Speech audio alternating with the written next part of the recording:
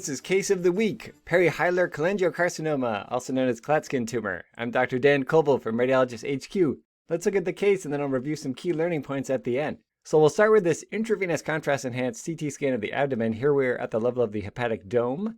I'm moving inferiorly now, and notice all these markedly dilated intrahepatic bile ducts here, these branching tubular structures that are converging along this ill-defined hypodense mass here, right at the junction of the right and left intrahepatic branches. And as we follow this inferiorly, notice how it extends right along the common duct. There's some infiltrating ductal thickening there. And then the distal common bile duct, we don't see it as dilated. As we move back to the mass, you can see that it's abutting the portal vein here, but it's not invading it. There's the right portal vein and then also the left portal vein here. Now, whenever you see intrahepatic biliary ductal dilatation, you want to make sure there's not a pancreatic mass that could be causing it, but we're seeing a normal pancreatic body here with the normal pancreatic duct, and that's extending down into the pancreatic head here, which is also normal. So this is a hepatobiliary process that we're looking at.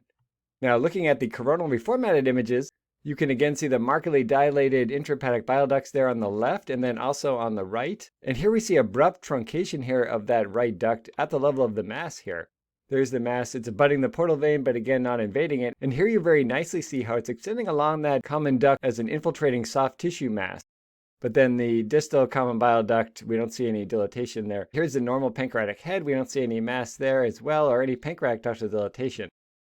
Now let's look at an MRI because this is a great way to look at the biliary tree. And what kind of image are we looking at here? Is this T1 or T2 weighted? Well, you can see that the CSF in the spinal canal is bright. So when you see bright fluid, that tells you you're looking at a T2 weighted image. And then also the subcutaneous fat is bright. So it's a non-fat suppressed axial T2 weighted image.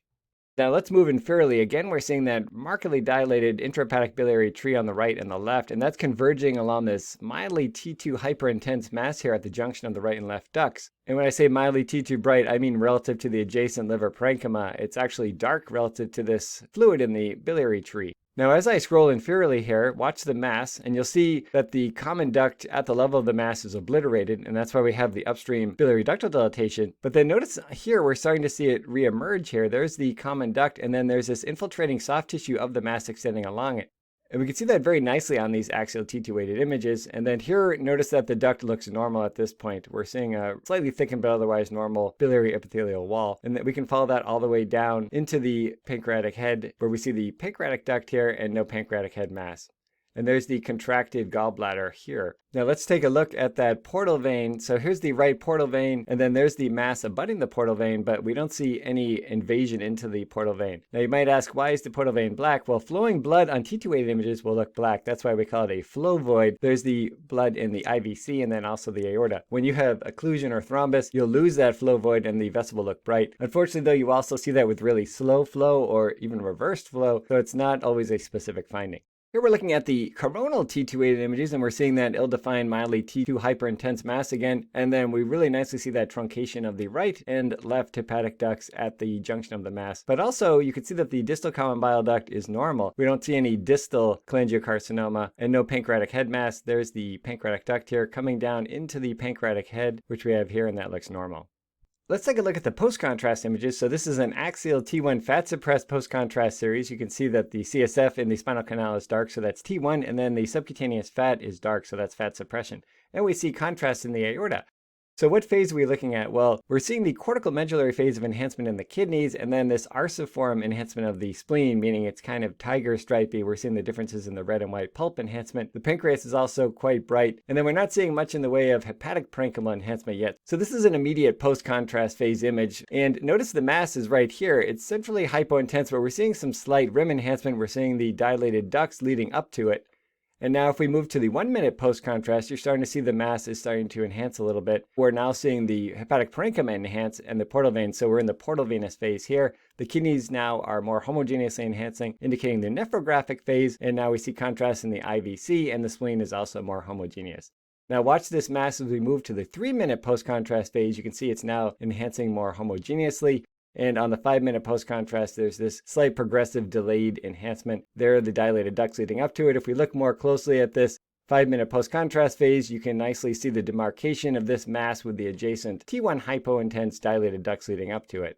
All right, now let's finish with some diffusion-weighted imaging. So here we're looking at an axial B50 DWI image, and that's considered a low B-value image. And when you have a low B-value, your degree of T2 weighting is high and your strength of diffusion is low. So the structures that are T2 bright will look kind of like they do on a T2 fat-suppressed series, right? We have CSF in the spinal canal, and then there are the dilated ducts leading up to this mass. But watch what happens when I move to a higher B-value image. Here we're looking at a B400 image, and the mass gets slightly brighter, but then the surrounding dilated ducts become a little less bright, as does the CSF. And then when we move to the highest B value we have, in this case the B800, the mass gets quite bright, but then the remaining T2 bright structures completely fade away. And that's because as the B value goes up, the degree of T2 weighting drops and the strength of diffusion weighting increases. So anything that gets gradually brighter as you increase your B value is restricting diffusion, meaning that the hydrogen ions within the mass have limited mobility that we can sometimes see in the setting of dense cellularity and malignancy. And that can be confirmed by looking at an ADC map. So anything that's bright on a high B-value DWI image should also be dark on an ADC series, which we have here. So that's indicating true restricted diffusion. Notice how the dilated ducts leading up to the mass are bright because there's free-flowing protons, hydrogen ions within these structures, indicating no restricted diffusion. Now, if we go back to that B800, do you notice anything interesting about the pattern of restricted diffusion? Well, you can see this targetoid appearance, meaning the periphery is bright and the center of the mass is less bright. And that's something that's fairly characteristic for cholangiocarcinoma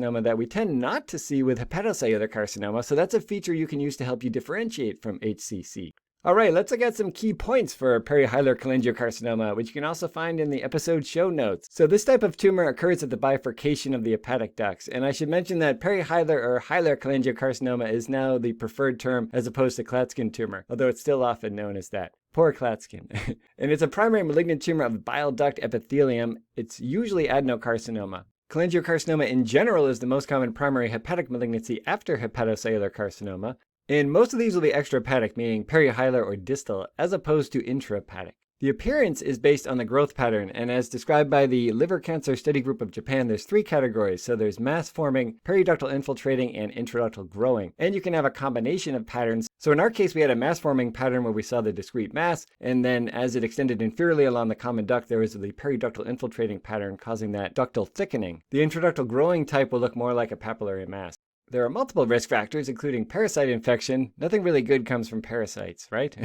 Choledochal cyst, other biliary diseases like primary sclerosing cholangitis and recurrent pyogenic cholangitis, and also inflammatory bowel disease, typically with ulcerative colitis more commonly than Crohn's. Patients are usually 65 or older, and on CT or MRI, classically you'll see this biliary stricture with shouldering and abrupt tapering. And you might not even see a mass. You might just have this malignant stricture. If you do have a mass, the enhancement pattern is variable, but typically you'll have this rim-like enhancement that has gradual centripetal enhancement on delayed images, and it will be T2 bright. Now you might be saying, well, that sounds just like a hemangioma. And there are some overlapping features, but very key differences. So the enhancement pattern for hemangioma, it will have this peripheral nodular interrupted enhancement with puddling that will be much brighter on that immediate arterial phase series than you'll see with cholangiocarcinoma. And the delayed enhancement should be more homogeneous. But the T2 images are also very important because the hemangioma will be homogeneously T2 bright, often brighter than the spleen on the T2 fat suppressed images, whereas the cholangiocarcinoma, if it's mass forming, is usually heterogeneously bright and often iso-intense to the spleen. So that's a key differentiating feature. You might also get capsular retraction with the cholangiocarcinoma as well. As we saw with diffusion, you might have this target-like appearance, and that will favor cholangiocarcinoma over hepatocellular carcinoma. Another way to differentiate from HCC is while both of these tumors can invade the portal vein, you tend to see portal vein invasion more commonly with HCC. But it's important to look at both the portal vein and the hepatic artery when evaluating cholangiocarcinoma case because that's important for staging. I'm delighted that you joined me for this Case of the Week review. If you enjoyed this lecture, please subscribe to the video podcast or on YouTube. To see bonus teaching material posted throughout the week, you can click the YouTube community tab or follow us on social media. Until next time, radiology is life.